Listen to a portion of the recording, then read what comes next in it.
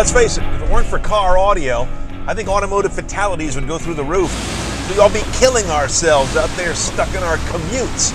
That's one reason car makers throw an awful lot of money at coming up with the next greatest amazing audio system, because they know you'll appreciate it.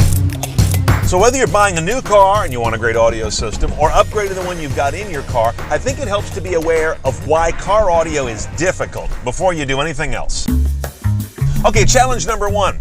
It's the 21st century. That means most of the stuff we listen to is basically crap. MP3s, streaming, satellite radio, all of it's been wrung out like this, and all the life's been drained out of it. Compression is the new devil. You know, people want things quickly. They want them cheaply, and they want the maximum amount they can put on their phone or whatever it is, and you're paying a price for that, you know. The big challenge is when you send digital compressed audio is you are taking things out of the file, but not only you're taking things out of the file, you're adding things into that file that create anomalies and distortions. They're really compressing in two ways. One is they're compressing data rate so that they can get more down the same tunnel, and the other thing is they're doing amplitude compressing. They're making the quiet things sound louder and the louder things sound more quiet.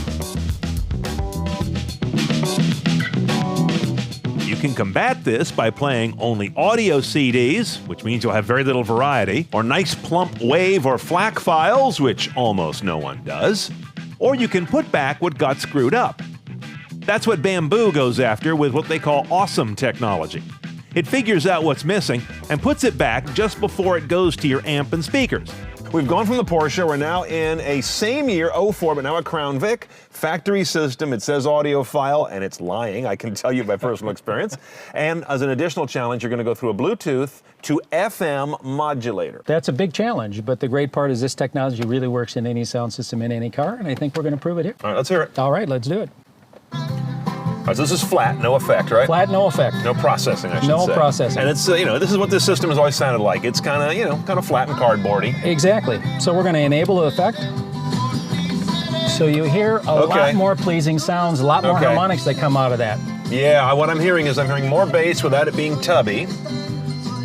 And I hear a little more detail in there. Yeah. Again, that goes back to reshaping the wave and bringing this sound like it was meant to be pre-compression. What I like about it is it's not showy. Yeah. It's not like I crank the bass and crank the treble. Yeah. Anyone can do that to get a juicy sound, but this is a little more mature, I would say. Let's do, well, we're in a Crown Vic. Right. Unlike even the most elaborate EQ settings in any car, the Bamboo technology is always adjusting the sound in real time. Once you set your equalizer, most customers, if they want a different piece of music, they don't go to their equalizer and change it around, right? They set it and they let it go. What our particular software does is analyzes every piece of music or every piece of content that comes in and looks again to restore what was lost dynamically in real time. There is no delay. Bamboo isn't making this up. Harman, a major maker of factory audio for new cars, is now also touting a technology it calls Clarify that seeks to put back what the industry hoped we hadn't noticed was missing all these years.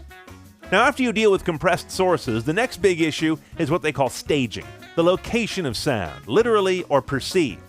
The good thing is you know where the listeners are. The bad things, they're in the wrong place. So it's all asymmetric, we're left or right. It's never going to be realistic. You're never going to get the sound you got at home when you were sitting in front of your stereo speakers. In a car, speakers are usually where they fit, not where they sound best. Door speakers that hide behind legs, or the lack of any center channel speaker in so many cars. You would never do that in a home theater. And I've always been a big fan of these THX car audio systems because you can't get them out of shape. It always stays in a nice sweet spot because of the smarts they've built into the system. Kept the customer out of trouble. That's really what you talk about. No matter how misguided your actions were, we just sort of, really it was a little bit autocratic. We sort of second guessed you. Basically, if you turn the bass up too high, we would just quietly nudge it down a bit, and we sort of got away with it. Finally, there's noise. The quietest car is louder than the loudest living room. That's one reason Laurie Fincham likes to have plenty of amp on tap. I always like to have the biggest amplifier I can afford, and I don't mean by that delivering 100 watts continuously, but to have it in hand like a car may have a few extra bits of horsepower, and you put your foot down and it goes. So you need almost like a turbocharged amplifier in a way. It gives you what you want when you need it. While Bamboo's Dane Sealing says they wouldn't mind if cars actually had fewer watts and speakers in the future. We're saying, no, you need to think disruptively. It's actually opposite of that. Less is more because the auto manufacturer can't control the content that's coming in. And if they can, it's a software issue, and that's where we come in. Next time you're irked by the sound of your car stereo, at least you'll know why. It deals with a basket of challenges that your earbuds, laptop, home TV, or local cinema don't quite encounter.